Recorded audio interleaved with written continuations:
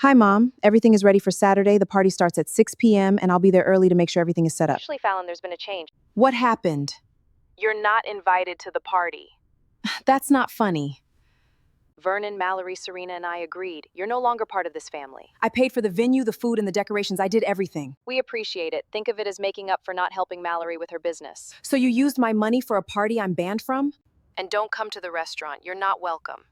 I can't believe this.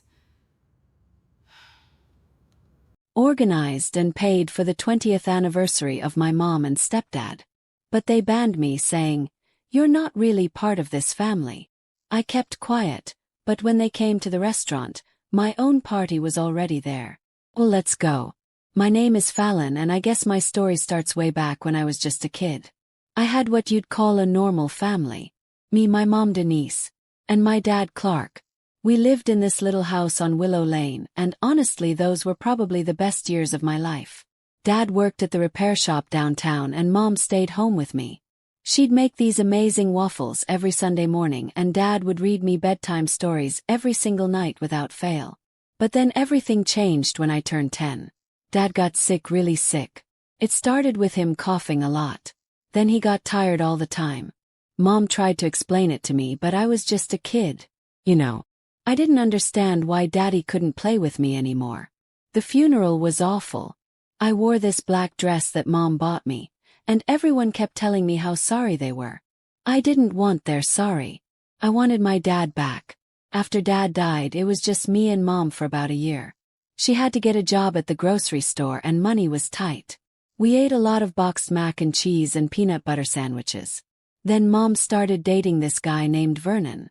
She met him at work. He was some manager or something. First, I was happy because Mom seemed happier. "Fallon, I want you to meet someone special," Mom said one day when I got home from school. Vernon was sitting on our couch and there were two girls with him. "These are Vernon's daughters, Mallory and Serena. They're going to be your new sisters." I was so excited. I'd always wanted siblings. And here I was getting two sisters at once. Mallory was 13 and Serena was 12. Mom and Vernon got married 6 months later. After the wedding, Vernon and his daughters moved into our house. That's when everything really started to fall apart. Mom gave Mallory and Serena the bigger bedroom upstairs, and I had to move my stuff into the tiny room in the basement. The girls made it clear from day one that they didn't consider me their sister. They'd have these conversations about their family and their dad like I wasn't even there. When I tried to join in, they'd give me these looks like I was some annoying pest. The worst part was when they started setting me up for trouble. Mallory would eat the last of something and leave the empty container out, then tell Mom I did it. Serena would mess up the living room and say, "I was the one who made the mess." And Mom believed them every single time. That's when I started spending more time at Grandma's house. Grandma Ruth was Dad's mom, and she lived about 20 minutes away. She was the only one who really seemed to care about me anymore. I go there after school, do my homework at her kitchen table, and Mom would pick me up in the evening after work. On weekends, Mom would drop me off there too while she went shopping with Vernon and his daughters. This went on for years. While Mom bought Mallory and Serena expensive clothes and gadgets during their shopping trips, I got the cheapest stuff from discount stores. They got name brand everything. I got generic. They got new phones. I got hand-me-downs, but I had Grandma and that made it bearable. Everything came to a head when I turned 18 and graduated high school. Mallory and Serena were already in college by then, and I just assumed Mom and Vernon would pay for my education too. I applied to several colleges and got accepted, but tuition was expensive. I was so excited when I sat down with Mom and Vernon to talk about college plans. I had all my acceptance letters spread out on the kitchen table. "So, I got into Northview University and also Preston College," I said, barely able to contain my excitement. "The programs look amazing. And I think I could really—" "Fallon," Vernon interrupted. "We need to talk." Mom looked uncomfortable, fidgeting with her coffee cup. "Honey, we've been discussing this and we're not going to be able to help with college." I felt like I'd been slapped. "What do you mean? We spent all our college money on Mallory and Serena. Vernon said matter-of-factly. They're our priority. But I'm family too, said my voice getting shaky. I'm your daughter. Mom finally looked at me. Fallon, you need to be realistic. Maybe college isn't for you. You should think about getting a job, finding your own place. We can't support you anymore. I tried to argue, tried to make them understand how unfair this was, but Mom just shook her head. I'm sorry, Fallon. This is just how it has to be. That's when it hit me. I was being thrown away like garbage. I packed up my stuff that same day and went to Grandma's house. When I told her what happened, she got this look on her face I'd never seen before. Pure anger. Those people, she said, shaking her head. Don't you worry about college, sweetheart. I've been saving money for years, and it's all yours. Grandma had enough to cover my tuition and living expenses. I enrolled at a college in another state, far away from all the drama. I didn't tell Mom where I was going or what I was doing. She didn't call to ask either. For the next 4 years, I threw myself into my studies. I talked to Grandma on the phone every week and visited her during breaks, but I never once went back to Mom's house. Mom never reached out, never asked how I was doing, never seemed to care that I'd basically disappeared from her life. After graduating college, I decided to move back to my hometown. I landed a job at Hawthorne Investment Group, one of the biggest financial firms in the city. The pay was good, really good actually, and I found myself a nice apartment downtown. The work was challenging, but I loved it. Numbers made sense to me in a way that people never did. Could look at a company's financial statements and see patterns, predict trends, spot opportunities. My colleagues were impressed with how quickly I picked everything up. I settled into a routine pretty quickly. Work during the week, grocery shopping on Saturdays, and every Sunday I'd drive over to Grandma's house for dinner. She'd make roast chicken or beef stew and we'd sit at her kitchen table talking about everything and nothing. I never mentioned Mom during these visits, and neither did Grandma. Was like this unspoken agreement between us. That part of our lives just didn't exist anymore. The years flew by. I got that promotion, then another one. My apartment got nicer, my car got newer, and my bank account got stronger. I started investing my own money, building a portfolio that was performing really well. Life was good, simple, predictable.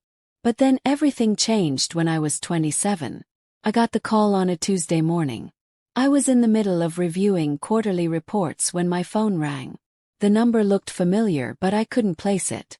Hello, is this Fallon Drake? The voice was older, shaky. Who is this? This is Mrs. Keaton, your grandmother's neighbor. I'm sorry to have to tell you this, but Ruth passed away in her sleep last night. The funeral was small. I arranged everything myself. The service, the flowers, the burial plot next to Grandpa. I wore the black dress Grandma had bought me for my college graduation. The one she said made me look professional and beautiful. And then they showed up. I was standing by the graveside when I heard familiar voices behind me. I turned around and there they were. Mom, Vernon, Mallory, and Serena. Mom looked older, grayer. Vernon had put on weight. The girls looked like typical 30 now. All designer clothes and perfect makeup. Fallon, Mom said, walking over to me. I'm so sorry for your loss. I just stared at her. After 7 years of complete silence, that's what she had to say. Ruth was a wonderful woman, Vernon added like he'd actually known her. Thanks, I managed to say, my voice flat. After the service they approached me again. This time Mom had tears in her eyes.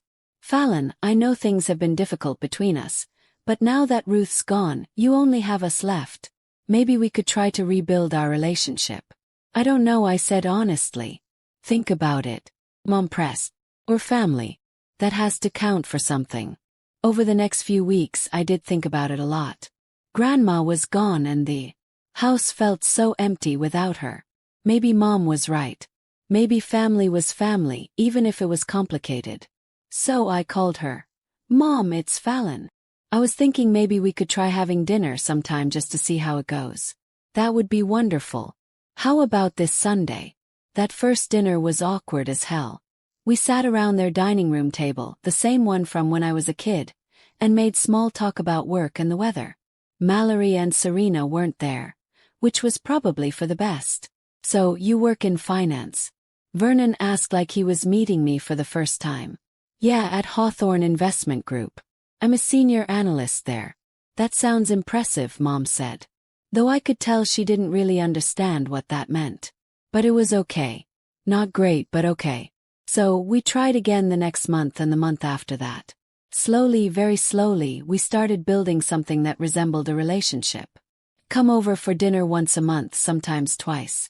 We celebrated Christmas together that year and Thanksgiving. I even met Mallory and Serena for coffee a few times, though meetings were still pretty strained. I started helping Mom out financially too. Nothing major, just small stuff. When their fridge broke, I sent her $500. When Vernon needed new tires, I covered it. Little things that made me feel like maybe I was part of the family again. I thought we were rebuilding something real, something that could last. I thought maybe Mom had changed, grown up.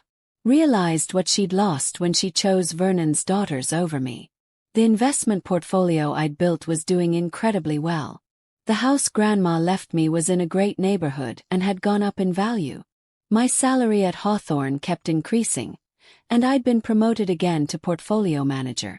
On paper, I was doing really well for myself. Maybe that was the problem. Maybe that's what changed everything. 3 years of this fake family reunion went by pretty smoothly. I'd gotten comfortable with the whole routine. Monthly dinners, holiday gatherings, the occasional coffee with Mallory and Serena. Sure, it wasn't perfect, but it felt like we were making progress. I actually started to believe that maybe Mom had learned something about what really mattered. That all changed on a Thursday evening in March. I'd driven over to Mom's house for our usual dinner. Nothing special planned. When I walked in, I noticed Mallory and Serena were already there, which was unusual. They typically didn't show up for these family dinners anymore. We ate the first part of dinner making small talk, but then Mallory suddenly looked straight at me. "Actually, Fallon, I wanted to talk to you about something. I'm planning to start my own business, a boutique clothing store downtown." "That sounds cool," I said. "The thing is, I need about $120,000 to get started. I was hoping you could help me out." I almost choked on my food. "You want me to give you $120,000? Come on, Fallon. You're obviously doing well for yourself. You've got that big house, the fancy job, all those investments. $120,000 is probably nothing to you." I stared at her, then looked around the table. Mom was watching me expectantly. Vernon had this smug look on his face. Serena was nodding along like this was the most reasonable request in the world. "Mallory, $120,000 isn't pocket change, even for me. That's a huge amount of money to just give away for a business plan I haven't even seen." "You don't trust me?" Mallory asked, her voice getting sharp. "It's not about trust. It's about being smart with money. I didn't get where I am by making foolish financial decisions." Vernon leaned forward, his face getting red. "You think helping your sister is foolish? Look, if you want to start a business, that's great, but find investors, get a loan, do it the right way. Don't just expect me to bankroll your dreams." Mom's face was getting red now, too. "Fallon, you have more money than you know what to do with. Would it kill you to help us out? I'm not giving you $120,000 for some half-baked business idea." The rest of dinner was completely silent. I could feel Mom's disapproving stare burning into me the entire time. Nobody said another word until I left. For 2 whole months, nothing. No dinner invitations, no phone calls, no text messages asking how I was doing. It was like I'd been erased from their lives again. I tried calling Mom a few times, but she was too busy, couldn't talk, had to go. After a while, I stopped trying. Then out of nowhere, my phone rang on a Tuesday evening in May. "Fallon, it's Mom.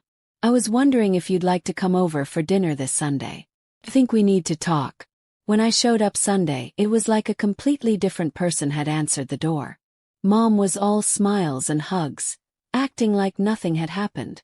"I think we both said some things we didn't mean," she said. "Family shouldn't let money come between them." "I agree," I said, wanting desperately to believe this was genuine. We spent the next hour talking about old times. Brought out photo albums from when I was little back when Dad was still alive. We laughed about the time I tried to give the dog a haircut, about my first day of school, about Christmas mornings when I was 7 or 8. For a moment it felt like we were actually connecting. Like maybe we could get past all the drama and hurt feelings. Then she got that look on her face. The one I should have recognized by now. Actually, honey, I do have something I wanted to ask you about. Here we go, I thought, but I kept my mouth shut. Vernon and I are celebrating our 20th wedding anniversary next month. We'd really like to have a nice party to mark the occasion. That sounds lovely. The thing is, we're not really in a position to plan something big right now. Money's a little tight, and I don't really know where to start with the organizing. I was wondering if maybe you could help us out. I should have said no right then. Should have seen exactly what this was. But I was so desperate to have some kind of family relationship that worked. What did you have in mind? Oh, nothing too fancy. Maybe 30 people or so. Just family and close friends. Somewhere nice but not too expensive. I could help with the planning, I said carefully. And maybe you could help with the costs too. I know it's a lot to ask, but you're so good with money, and we just can't afford to do this, right? There it was. Another request for money. But this time it felt different, smaller. And after 2 months of being shut out, I just wanted back in. "'Kay," I said. "Can handle it." Mom's face lit up like Christmas morning. "Really? Oh, Fallon, thank you so much. This means the world to us." So, for the next month, I threw myself into planning their anniversary party. I found a perfect little restaurant downtown that could accommodate 30 people. I paid for the deposit, the decorations, even hired a DJ. I called Mom every few days with updates. "The flowers are all set," I'd tell her. "And the DJ has a great playlist of music from the 80s. "That sounds perfect, honey. You're doing such a wonderful job." 2 days before the party, I called her with the final details. "Everything's ready to go. The party starts at 6 o'clock on Saturday. I'll see you there a little early to make sure everything's set up properly." There was a pause on the other end of the line. "Actually, Fallon, there's been a change of plans. You're not invited to the party." I laughed because I thought she was joking. "Very funny, Mom." "I'm serious." The laughter died in my throat. "What do you mean I'm not invited?" "I planned the whole thing. Vernon and I talked it over with Mallory and Serena. We decided that you're not really part of this family. This party is for people who actually support us." I felt like I'd been punched in the stomach. "I organized this entire party, paid for everything, and we appreciate that. Consider it a small way to make up for not helping Mallory with her business. We don't think you deserve to be there. Don't try to show up at the restaurant. Fallon, you won't be welcome." The line went dead. I sat there staring at my phone trying to process what had just happened. Then the text messages started coming in. "Mallory, can't believe you thought you'd actually be invited." Serena, enjoy your Saturday night alone, loser. Mallory, maybe next time you'll think twice before being such a selfish bastard. Serena, you're not family and you never will be. I sat there for maybe 10 minutes, just staring at those horrible text messages. Then something clicked in my brain. A smile started spreading across my face as I realized something incredibly important. I had planned this party. I had paid for everything. The restaurant booking was in my name. The decorations were paid for with my credit card. The DJ was hired by me. This wasn't their party anymore. It was mine. I grabbed my phone and called Bramble's Bistro, the restaurant I booked. "Hi, this is Fallon Drake. I have the anniversary party booked for Saturday night." "This is great. Everything's all set for your event." "Great. I need to make a small change to the decorations. Can you remove the anniversary banner and replace it with something that says, 'Long-awaited freedom' instead?" "Course, we can have that ready for you." "Perfect. And I'm changing the start time. Instead of 6 o'clock, let's make it 3 o'clock." "No problem at all." Next, I started calling every friend I could think of. College buddies, co-workers, people I hadn't talked to in months. "Hey Lila. It's Fallon. I know this is short notice, but are you free Saturday afternoon? I'm throwing a spontaneous freedom party, and I'd love for you to come. Count me in." That sounds like exactly the kind of party I need. Called 20 people total. 15 of them said yes immediately. Apparently, everyone loves a good screw toxic people party. Saturday afternoon came and I got to the restaurant early. The new banner looked perfect. Long-awaited freedom in beautiful gold letters. I changed into my favorite red dress, the one that made me feel confident and powerful. My friends started arriving right on time. Lila brought her boyfriend Drew. My college roommate Violet brought a bottle of champagne. Even my coworker Shane showed up with his wife. Okay, I have to hear this story, Lila said as we all gathered around our tables. What exactly are we celebrating freedom from? So I told them everything. The whole sordid tale of my mother and stepfamily. The business loan demand, the anniversary party setup, being uninvited from my own event. By the time I finished, everyone was shaking their heads in disbelief. Well, then Lila raised her champagne glass. Here's to toxic people removing themselves from your life. Everyone cheered and clinked glasses. For the first time in months, I felt genuinely happy. About an hour into our party, the restaurant manager came over to our table looking flustered. Ms. Drake, there's a woman at the front door who's very upset. She's claiming this is supposed to be her anniversary party. I grinned. Tell her the restaurant is closed for a private event. She's being quite persistent. She has several people with her and they're demanding to be let in. I walked over to the front of the restaurant where floor-to-ceiling windows gave me a perfect view of the entrance. There they were, Mom, Vernon, Mallory, Serena, and about 20 other people I vaguely recognized as relatives and family friends. Mom was pounding on the glass door, her face red with fury. I pulled out my phone and called her. Hello, Mother. She spun around and saw me through the window, phone pressed to her ear. Fallon, what the hell is going on? Why is the restaurant closed? This is supposed to be my anniversary party. Actually, this is my party. Paid for it. Planned it.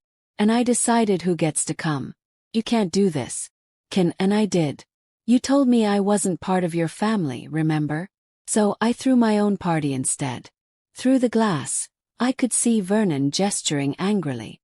Mallory and Serena were both on their phones, probably texting me more insults. The other guests looked confused and embarrassed. Fallon, this is insane. You've ruined everything. I didn't ruin anything. You did. When you decided to use me like an ATM and then throw me away. Open this door right now. Nope. Enjoy explaining to all your guests why there's no party. Maybe tell them how you invited your daughter to plan and pay for your anniversary celebration, then uninvited her because she wouldn't give your stepdaughter $120,000. Mom's face went white. I could see her looking back at the confused guests, realizing she'd have to explain this whole mess to them. You're a vindictive little bastard. She hissed into the phone. I'm someone who finally learned not to let people walk all over me. Goodbye, Mom. I hung up and went back to my friends who had been watching the whole drama unfold through the windows. We partied until 10 o'clock. My friends were amazing. They kept the mood light and fun, made terrible jokes about toxic families, and helped me celebrate what was honestly the best decision I'd made in years. When I got home that night, my phone was buzzing with messages. Not just from Mom and the stepsisters this time, but from relatives who'd been at the non-party too. Mom, you are dead to me. Don't ever contact me again. Mallory, you're a psychotic freak. No wonder Dad died to get away from you. Serena, hope you enjoyed your little tantrum because you'll never have a family again. Vernon, your mother is heartbroken. You should be ashamed of yourself. Aunt Judy, I don't understand what happened tonight, but your mother is very upset. Cousin Blake, heard about some drama at the party. Everything okay? I read through all of them, waiting to feel bad or guilty or sad. But you know what I felt instead? Relief. Pure overwhelming relief. I typed out one response and sent it to Mom, Vernon, Mallory, and Serena. You're right. I will never contact you again. Thanks for finally showing me who you really are. Then I blocked all their numbers. 3 days later I got an email from Mom. The subject line read, "Disowning notice." I almost deleted it without reading, but curiosity got the better of me. Fallon, after your disgraceful behavior at what was supposed to be our anniversary celebration, Vernon and I have decided to formally disown you. You are no longer our daughter, and we want nothing to do with you. Do not contact us ever again. You are not welcome at family gatherings, holidays, or any other events.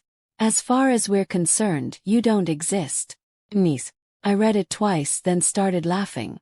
Actually laughing out loud in my empty house. She thought this was some kind of punishment, but it was actually the best gift she could have given me. I hit reply and typed back. Perfect.